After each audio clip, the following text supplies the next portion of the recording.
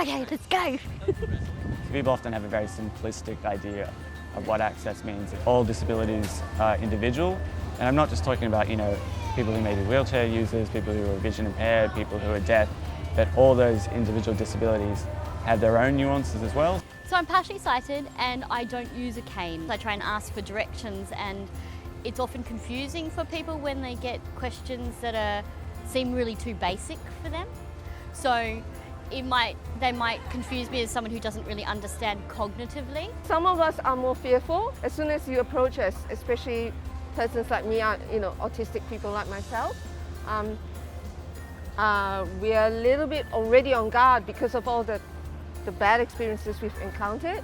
The big thing for me is planning ahead and trying to understand what I'm getting into when I'm going to a space. The main hurdles for me are getting through the front gates. So I arrive and I try and look for someone to ask, like, where am I? How do I get to where I want to go? Where exactly is the door to something? First thing I look for is information. I'm autistic, so as an autistic person, I suffer from anxiety, mainly sensory anxiety. So before I go to public space, I do my homework. I try and look for photographs of the space so that I can be prepared where to go, I don't get lost. To kind of dig around a bit, I have to go to the site and find out if there are any captioned performances or interpreted performances. And sometimes that can be a bit of a palaver where you just go, oh, well, I can't be bothered. I noticed as soon as I came in, there was an information booth to my right, so I kind of make the decision, am I going to be able to get around okay on my own, or do I need to start asking already? This is Lucy. She's my psychiatric assistant dog for anxiety. So at the entrance, the security guys were actually very friendly, but they were going to stop me because they thought I was bringing a pet. There's often people assume that whoever you're with is a carer or something like that, and they tend to talk to the other person rather than you, kind of taking that agency or working as this assumption that you must need help.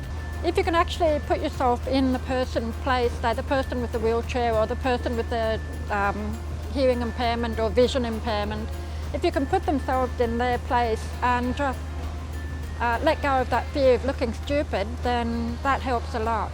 Be visible. Be present and visible in your workplace. So if you're working at a festival, a theatre, a gallery, if you're security, if you're front of house, if you're bar staff, the hardest thing for me is to find you.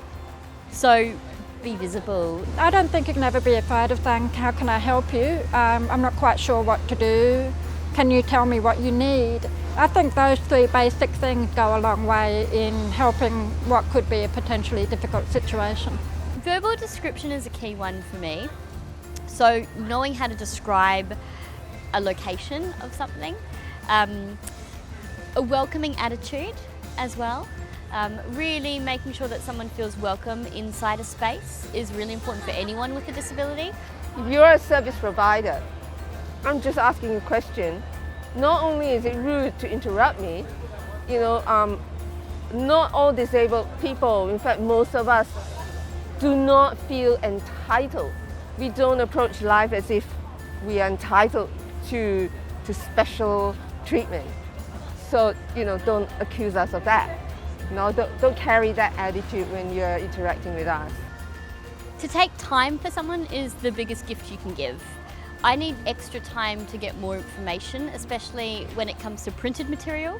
So a menu at a bar, or the order of events for a festival venue that has show after show after show, or the program, for example, who directed it.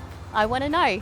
Everyone else can read that information, and I'd like to ask a person face to face to tell me that information. So it takes a little time. It might be frustrating because you're in a high pressure, quick turnaround kind of job, but I'm going to ask for the time, and that's good customer service to give it. People with a disability have a keen interest in culture as well.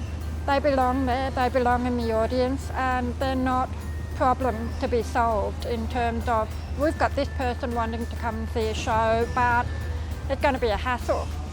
I think it would be great if that attitude could be left behind and just go, well, this is a person who wants to come and see a show. How can we help them enjoy the experience.